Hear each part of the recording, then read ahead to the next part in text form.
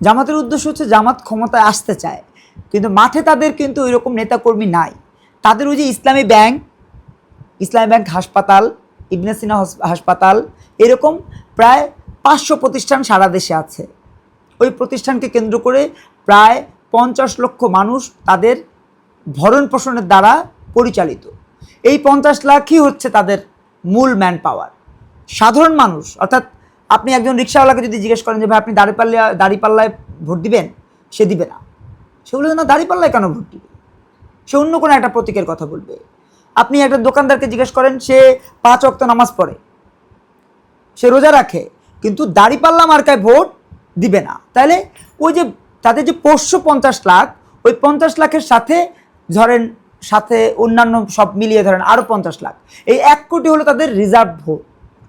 আপনারা যদি দেখেন তো রিজার্ভ ভোট তো এক জায়গায় না। এমন না যে ঢাকা 8 আসনেই 4 লাখ ভোট, এমন না। ঢাকা 8 আসনে ধরেন 50,000 আছে, আবার ঢাকা 9 আসনে 1 লাখ আছে। তো 1 লাখ কিন্তু তারা নির্বাচিত হতে পারবে না। এরকম একটা ক্রাইটেরিয়ায় তারা পড়ে গেছে, যে কারণে তারা আর এখান থেকে উত্তরণের রাস্তা না দেখে এখন তারা কোনো না কোনোভাবে পিআর পদ্ধতি চাইছে। আর ষড়যন্ত্র তো, যেখানে জামাত ইসলাম কারো বন্ধু, সেখানে সেই ব্যক্তির কোনো শত্রুর দরকার হয় না। জামাত ইসলাম যেই দেশের বন্ধু, সেই দেশের কোনো শত্রুর দরকার হয় না।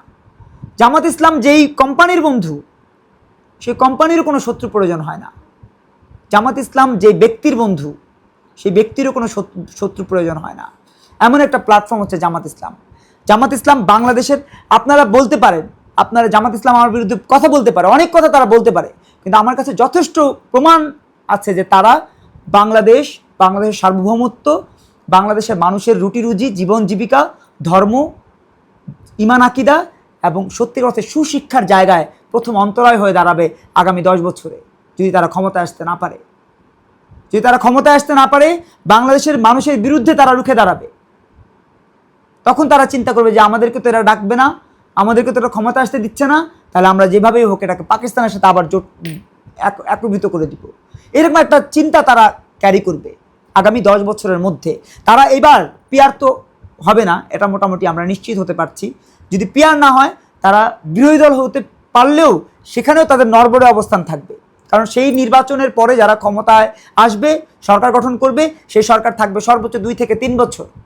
2 থেকে 3 বছরের মধ্যে আবার একটা আন্দোলন হবে। কারণ একবার তো তারা শিখে গেছে, এই দেশের মানুষ একবার শিখে গেছে কিভাবে আন্দোলন করতে হয় আর কিভাবে রাষ্ট্রপ্রধানকে পালাতে বাধ্য করতে হয়। এটা তারা শিখে গেছে। যেহেতু শিখে গেছে, ওই সরকারে যিনি রাষ্ট্রপ্রধান থাকবেন তাকেও এরা পালাতে বাধ্য করবে। তাহলে আলটিমেটলি জামাত দেখবে যে আমাদের তো কোনো অপশন নাই। আমরা ধর্ম নিয়েও, এত দাড়ি টুপি পাঞ্জাবি নিয়েও আমরা জনগণের কাছে পৌঁছতে পারছি না। তাহলে আমাদের কি করণীয়? জামাত এই বাংলাদেশের এই অংশকে পাকিস্তানের সাথে যুক্ত করে দিতে হবে। সেটা নিয়ে তারা নামলেই বাংলাদেশের বিরুদ্ধে অবস্থান নেওয়া হবে।